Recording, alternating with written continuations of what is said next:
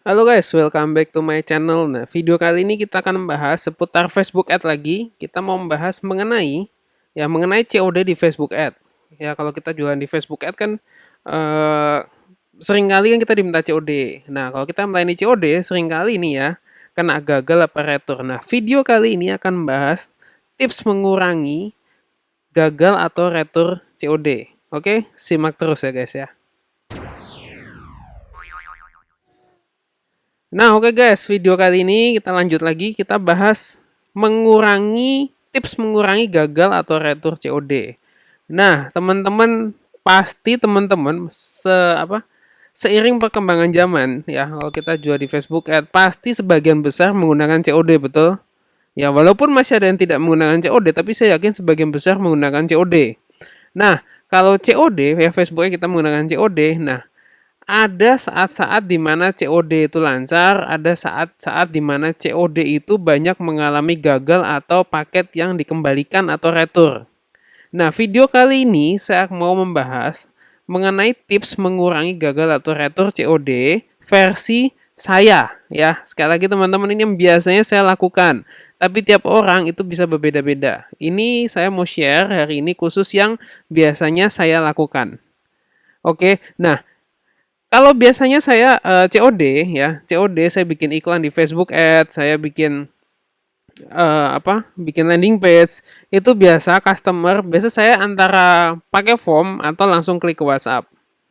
Ya, kalaupun pakai form, biasa habis form akan saya follow up lagi lewat WhatsApp. Jadi dua-duanya ini endingnya saya biasa di WhatsApp. Ya, dua-duanya saya endingnya ke WhatsApp.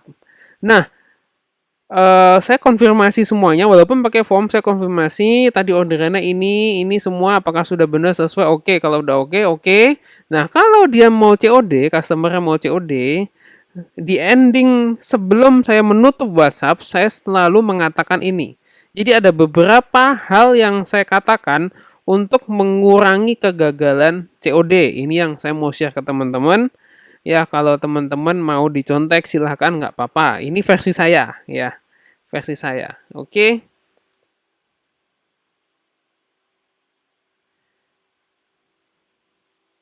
Oke, nah yang pertama, jadi ada beberapa yang saya katakan ya. Yang pertama yang saya katakan adalah saya selalu ngomong pengiriman via apa? Misalkan teman-teman mau GNT, mau mau SAP, mau Ninja dan lain-lain, ini teman-teman sampaikan. Ya, pengiriman via saya selalu ngomong nih, via apa? Estimasi pengiriman berapa hari kerja. Ini biasa saya lebihin. Jadi kalau saya ngirim misalkan cuma 2 sampai 3 hari kerja, saya lebihin tuh jadi 2 sampai 5 hari kerja. Terus saya bilang pembayaran bisa diberikan secara cash atau tunai kepada kurir. Sorry, ini kurir yang mengantar ya, kurir ekspedisi yang mengantar. Oke, soalnya ini saya jelasin begini karena kadang orang-orang tuh masih bingung COD itu gimana. Nah, ini saya jelasin di sini supaya mereka paham. Oke, setelah itu saya biasa lanjutin lagi. Ya, setelah itu saya lanjutin lagi.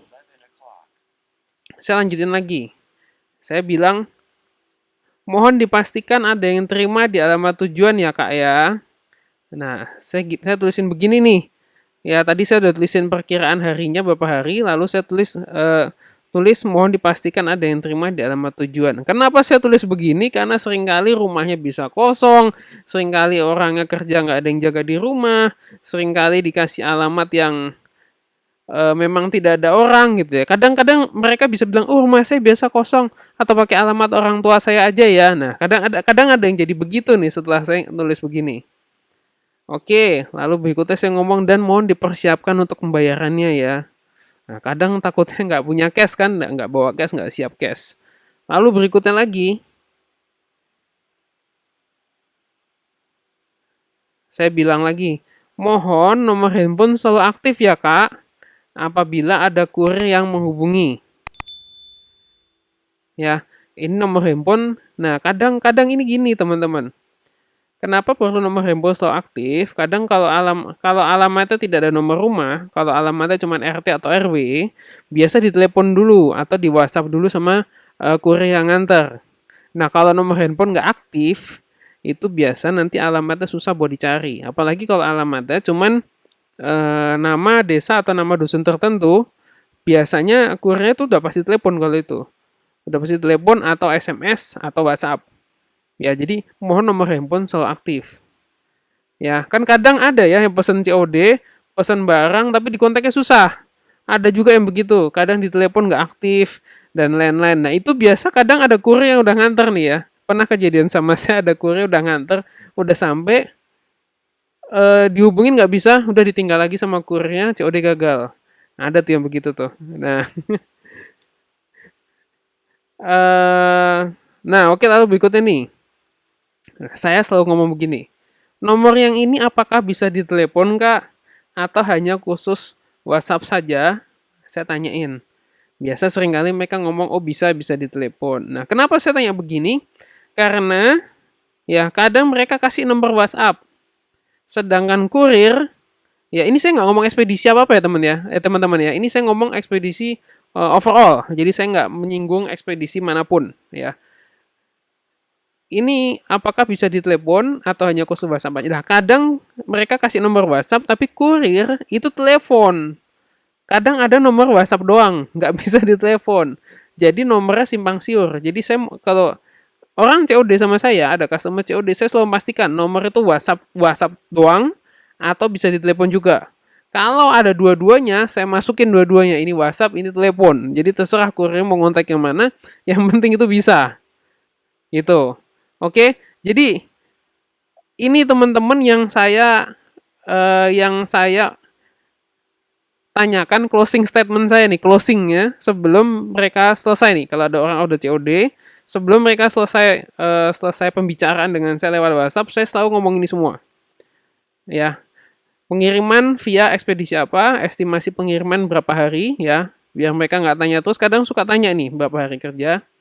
Lalu dia bisa berikan cash, dipastikan ada yang terima supaya alamatnya nggak kosong, dipersilakan pembayarannya, nomor handphonenya aktif, dan saya pastikan kalau nomornya itu bisa di WhatsApp dan bisa di telepon. Gitu ya. Kadang ada juga customer yang bilang kontak WhatsApp aja. Ya sudah saya nggak apa-apa, saya kasih di alamatnya, saya tulis mohon kurir menghubungi via WhatsApp. Ada juga yang begitu. Ya, jadi ini hal-hal yang saya lakukan teman-teman untuk mengurangi kegagalan dalam COD. Ya, ini yang bisa saya lakukan. Apakah ada cara-cara lain yang lebih ekstrim? Ada. Ada beberapa yang melakukan cara yang lebih ekstrim. Tapi saya nggak lakuin itu karena menurut saya terlalu ekstrim. Jadi yang saya lakukan biasa ini aja. Ya, biasa ini aja. Plus ada satu lagi. Kalau teman-teman merasa wilayah customer itu cukup jauh ya, cukup pelosok atau mungkin di luar, yang pasti di luar Pulau Jawa, bukan di kota besar, cukup di pelosok. Nah, teman-teman bisa tambahin satu ini. Ini. Apabila wilayah kakak tidak terjangkau oleh terserah nih nama ekspedisinya diganti, mau JNT, Ninja, SAP, JNE, Pos dan yang lain. Apabila wilayah kakak tidak terjangkau oleh ekspedisinya, biasanya akan dihubungi oleh ekspedisinya untuk mengambil di kantor ekspedisi terdekat. Apakah tidak apa-apa Kak? Gitu. Nah, biasa orangnya akan jawab, oh gitu ya, nggak bisa diantar ya? Iya Kak, tergantung alamatnya karena kita kan nggak tahu ya wilayah jangkauannya. Kalau terjangkau bisa diantar Kak ke alamat, tapi kalau tidak terjangkau biasanya disuruh ambil di kantornya. Oh ya sudah, oke nggak apa-apa. Nah, kalau dia sudah bilang nggak apa-apa teman-teman, itu berarti kemungkinan besar aman. Selama orang itu bisa ditelepon, dia akan ngambil sendiri. Karena banyak kasus COD yang terjadi adalah kurir nggak mau nganter, customer nggak mau ngambil. Jadilah COD itu gagal. Gitu ya teman-teman ya. Nah jadi semoga saran ini ada berapa tadi? 1, 2, 3, 4, 5, 6. Nah semoga saran ini bisa bermanfaat buat teman-teman. Ini yang biasa saya lakukan. Sekali lagi ini versi saya. Tidak berarti ini bisa bekerja 100% menyebabkan anti gagal, enggak. Saya nggak bilang begitu. Saya bilang ini mengurangi gagal COD. Paling nggak setelah saya menerapkan ini, COD saya jauh lebih berhasil daripada sebelumnya. Kemungkinan gagalnya menjadi berkurang. Ya, oke teman-teman, semoga ini bisa bermanfaat. Kalau teman-teman suka dengan video ini, suka dengan channel saya, video-video channel saya, jangan lupa di subscribe channel ini teman-teman, supaya teman-teman dapat info kalau saya ada upload video berikutnya. Ya, teman-teman jangan lupa follow dan like kalau teman-teman nonton di Facebook. Oke teman-teman, thank you teman-teman, sampai jumpa di video berikutnya. Bye-bye.